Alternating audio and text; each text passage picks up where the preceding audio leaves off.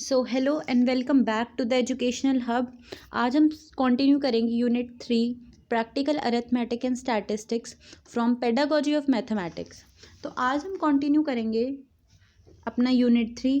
इसमें आज हम चैप्टर स्टार्ट करेंगे 3.5 and 3.6 that is statistics use in everyday life and 3.6 collection classification and tabulation of data and their graphical presentation. So let's get started. So statistics unit 3.5 start करते हैं। उससे पहले हम meaning पढ़ेंगे कि स्टैटिस्टिक्स होता क्या है। Statistics refers to the study of the way and mean dealing with numbers fact numerical information called data. Statistics में हम डाटा के साथ डील करते हैं, हम उसके ऑर्गेनाइज करते हैं, रिप्रेजेंट करते हैं। ये एक आर्ट होती है कलेक्टिंग डाटा की, यानी डाटा को कलेक्ट करने की, उसे ऑर्गेनाइज करने की, एनालाइज करने की और उसे इंटरप्रेट करने की।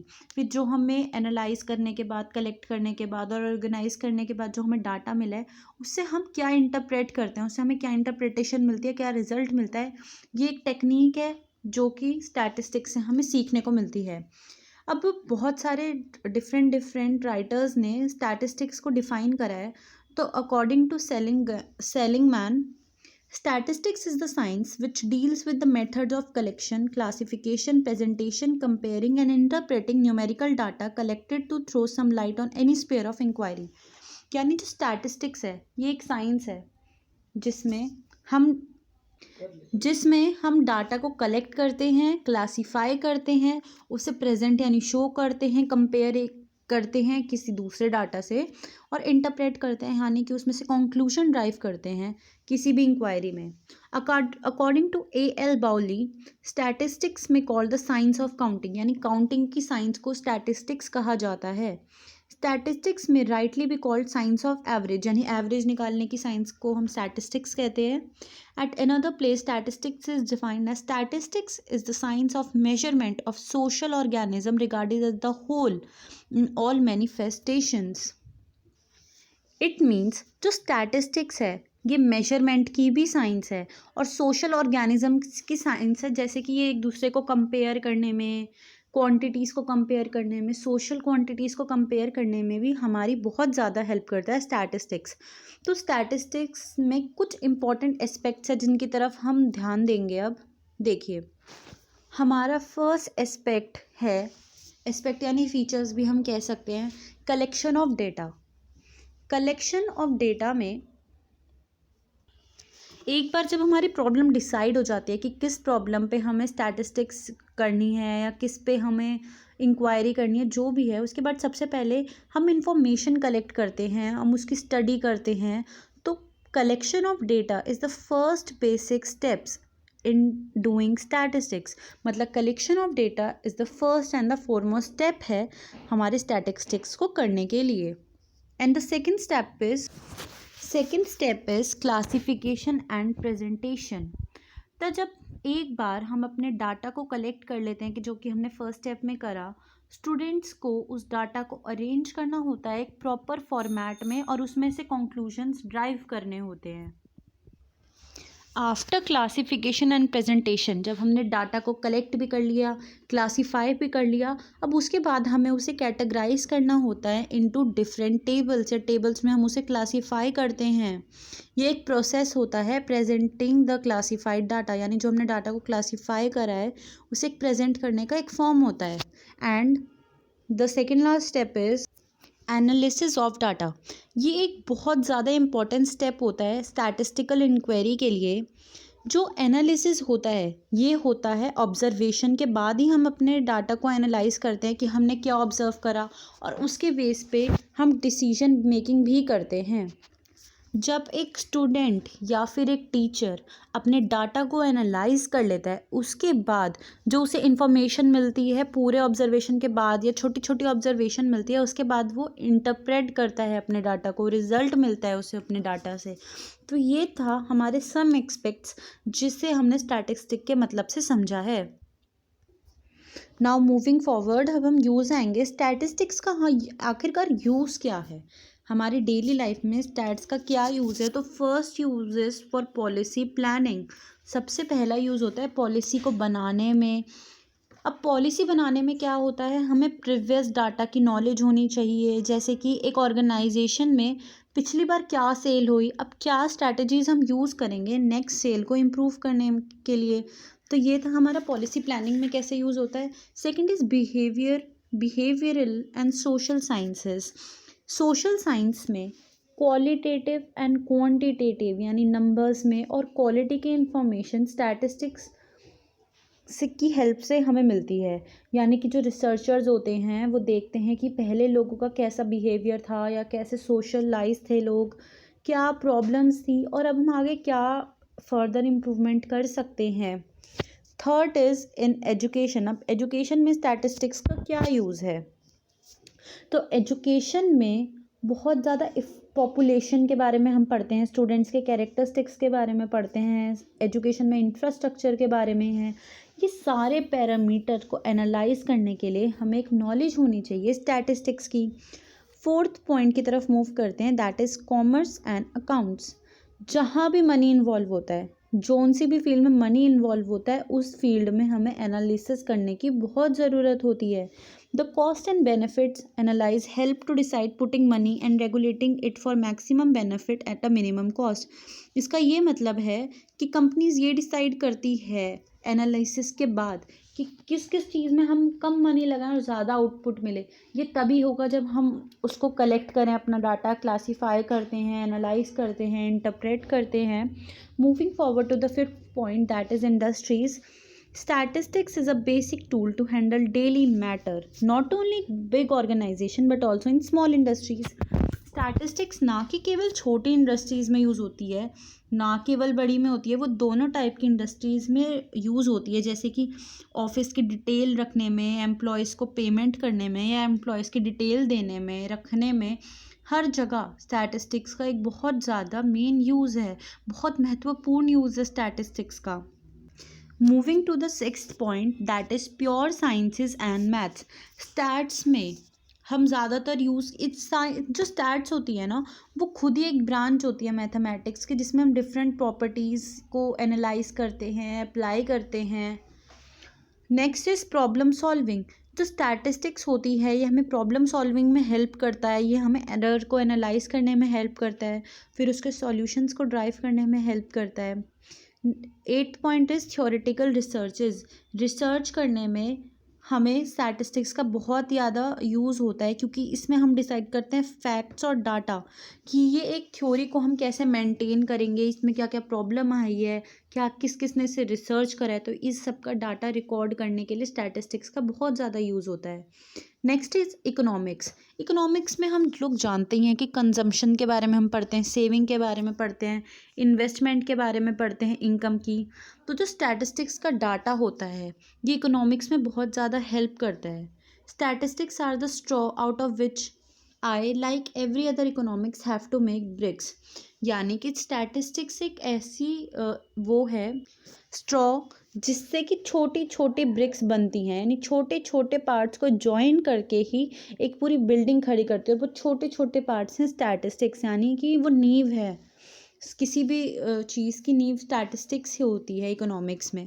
बैंकिंग में क्या होता है, बैंकर्स की डिटेल होती है, वहाँ की एम्प्लॉयज़ की डिटेल होती है, सारी ऑर्गेनाइजेशन को उनकी इंफॉर्मेशन को गैदर करते हैं, एनालाइज करते हैं, सारे ऑपरेशंस की डिटेल्स होती है। तो बैंकिंग में भी स्टैटिस्टिक्स का बहुत यूज़ होता है। तो अब नेक्स्ट टॉपिक की तरफ मूव करते हैं, जो कि है functions.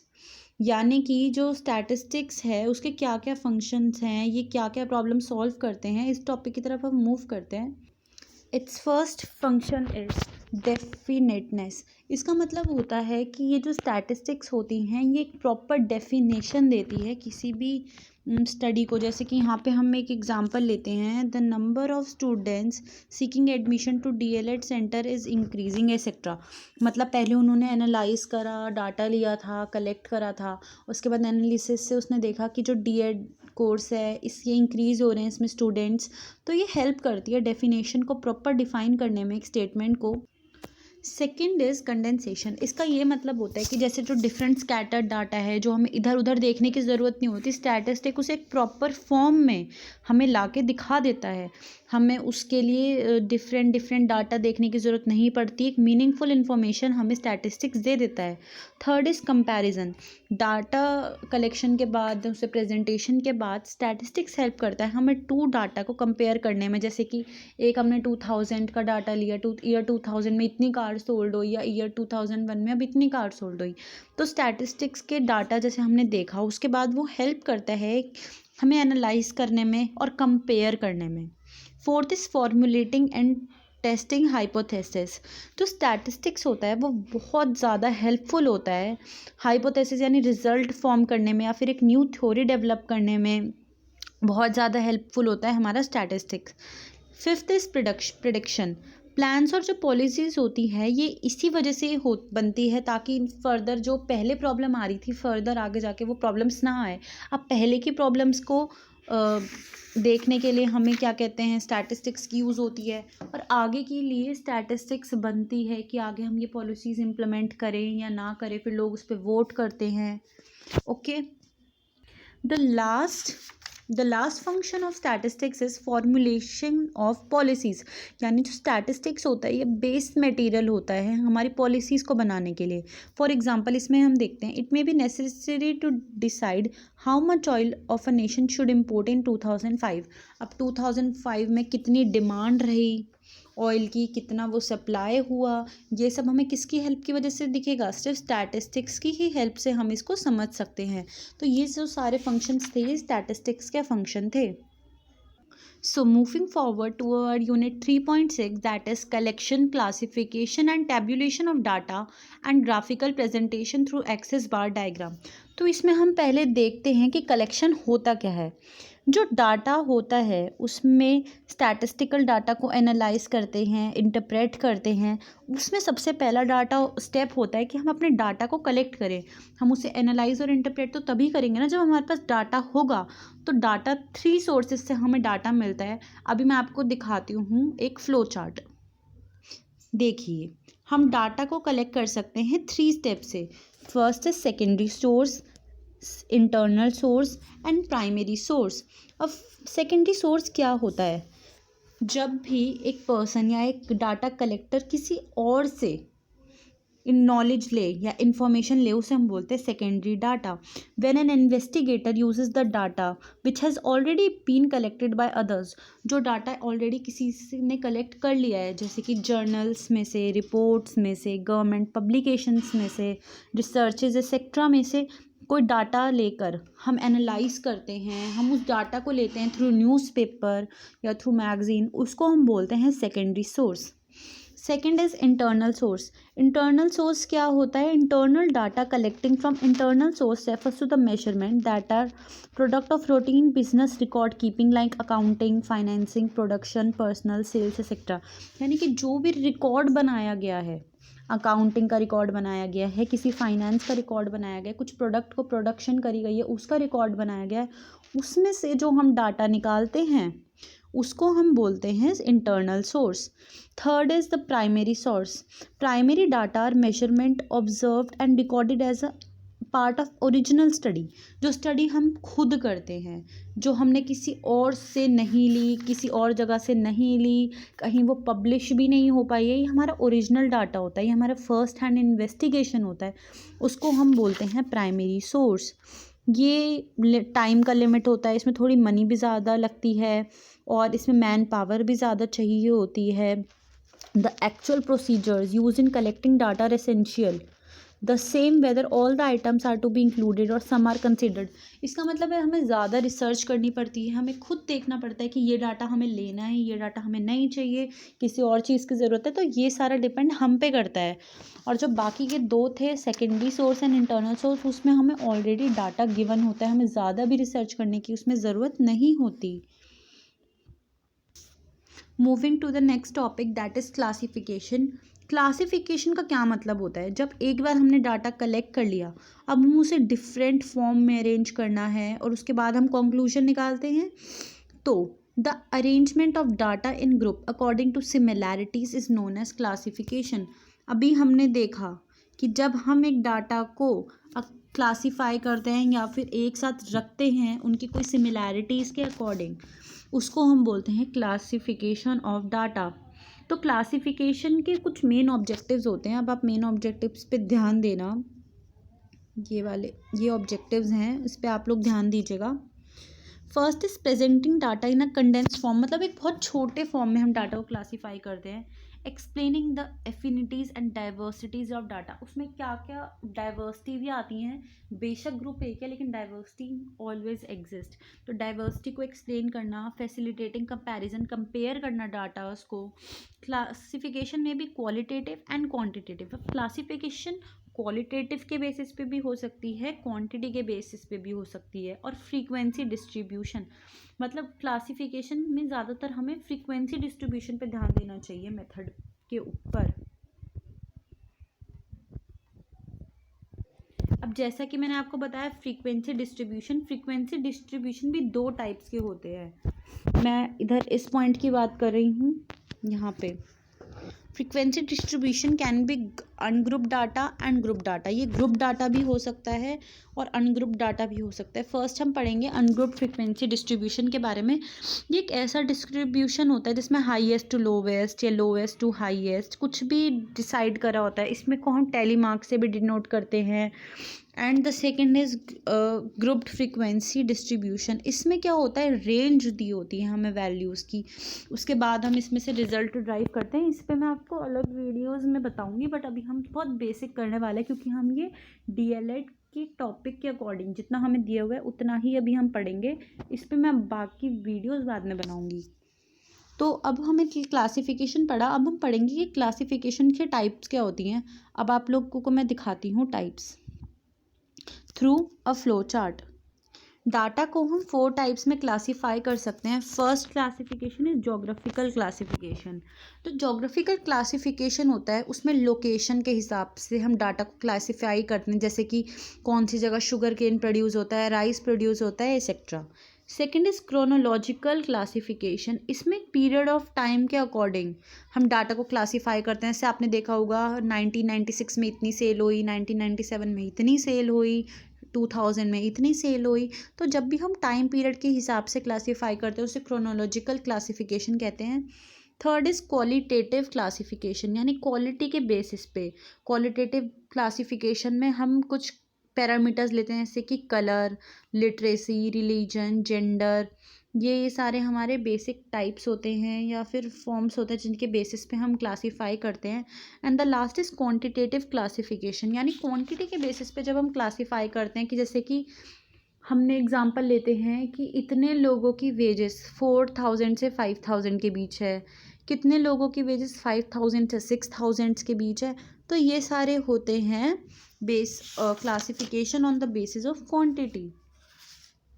Moving forward to our third topic that is tabulation. अब हम टेबुलेशन के बारे में पढ़ेंगे। तो पहले हम जानते हैं कि टेबल क्या होती है। A table is systematic arrangement of data in columns and rows. जब भी हम अपने डाटा को, स्टैटिस्टिकल डाटा को अरेंज करते हैं टेबल और रो में, उसको बोलते हैं हम tabulation. Rows are horizontal arrangement whereas columns are vertical ones. Rows क्या होती हैं, हॉरिजॉन्टल। हॉरिजॉन्टल क्या होती हैं, जो लेटी हुई लाइंस होती हैं। तो रोज जो होती हैं वो लेटी हुई लाइंस होती हैं, और कॉलम्स होते हैं जो वर्टिकल यानी खड़ी हुई लाइंस होती हैं, उसको हम बोलते हैं रोज एंड कॉलम्स। तो टेबल के कुछ पार्ट्स होते हैं, 7 पार्ट्स होते हैं, उनके बारे में हम पढ़ेंगे। सबसे पहला देखिए, सबसे पहला होता है टेबल नंबर। हर एक टेबल का हमें एक नंबर देना ज़रूरी होता है। हर एक टेबल का अपना एक नंबर होता है और हमें हमेशा वो मेंशन करना चाहिए। Second is title of the table. हम एक सूटेबल टाइटल अपने टेबल को देना चाहिए कि हमें एक्सप्लेन हो, जो टाइटल हो वो clear, brief and self explanatory होना चाहिए। इसका मतलब जब भी कोई आपकी टेबल की हेडिंग को देखे, टाइटल को देखे, तो वो समझ जाए कि आपके टेबल में आप क्या बताना चाह रहे हैं। Third is caption. Caption refers to the column heading, यानी कॉलम के ऊपर, जैसे मैंने आपको बताया था कि कॉलम क्या होते हैं। कॉलम्स जो होती हैं वो खड़ी हुई लाइंस होती हैं, जिसके ऊपर जो हम हेडिंग देते हैं उसका कैप्शन बहुत प्रॉपर होना चाहिए, जिससे कि लोगों को समझ आए कि आप इसमें क्या बताना चाह रहे हैं। Next is stubs. स्टब्स जो होती हैं वो रो और हेडिंग के बीच में जो एक्सट्रीम्स लेफ्ट पे एक फंक्शन, सबसे ज़्यादा लेफ्ट में और ऊपर लिखे जाने वाली हेडिंग को हम स्टब्स बोलते हैं। Fifth is body of the table. Body of the table में ज़्यादातर न्यूमेरिकल इन्फॉर्मेशन को हम लिखते हैं। Second is head note. Head note में आपने जैसे कि लिखा होगा पैसे लिखते हो, आप ब्रैकेट में क्या लिख देते हो, इन रुपीज़, इन थाउजेंड, इन करोड़्स, यानी कि ब्रीफ एक्सप्लेनेटरी स्टेटमेंट होती है। इसमें हम बताते हैं कि जो हमारा मटेरियल है ये लीटर्स में है, पेट्रोल में है, सेकंड में है, मिनट में है, etcetera. Next is foot note. हमारा जो लास्ट पार्ट है टेबल का वो होता है foot note. Anything in the table which the reader may find difficult to understand from the title, caption and stuff should be explain in the foots note. मतलब जब भी किसी को टेबल और तो अगर किसी को टेबल पढ़ के समझ ना आए कोई इन्फॉर्मेशन, या आपको लगता है कि थोड़ी मुश्किल है, तो वो नीचे हम लिख देते हैं फुट नोट में, टेबल के बिल्कुल नीचे, उसको बोलते हैं footnote. If footnotes are needed they are placed directly below the body of the table. ये ज़रूरी नहीं है कि आपको फुट नोट देना ही देना है, लेकिन जब भी ज़रूरत हो वो आप टेबल के नीचे लिख दीजिए। तो moving forward to the next topic that is and the last topic of this unit 3.5, हम पढ़ेंगे ग्राफिकल रिप्रेजेंटेशन। तो जो ग्राफिकल रिप्रेजेंटेशन होती है उसमें हम पढ़ेंगे कि जब भी हमें कोई डाटा मिल गया उसे प्रेजेंट करने के लिए हम ज़्यादातर ग्राफ्स का यूज़ करते हैं।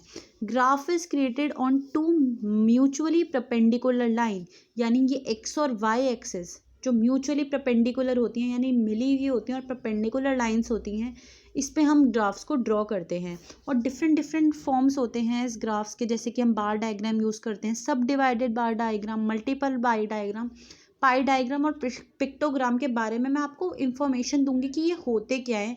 इसमें मैं अभी आपको बनाना नहीं सिखाऊंगी इस वीडियो में, बट मैं आपको एक इन्फॉर्मेशन दूंगी, इनके बारे में इंट्रोडक्शन दूंगी कि ये होते क्या हैं। तो सबसे पहले हम जानेंगे कि बार डायग्राम क्या होते हैं।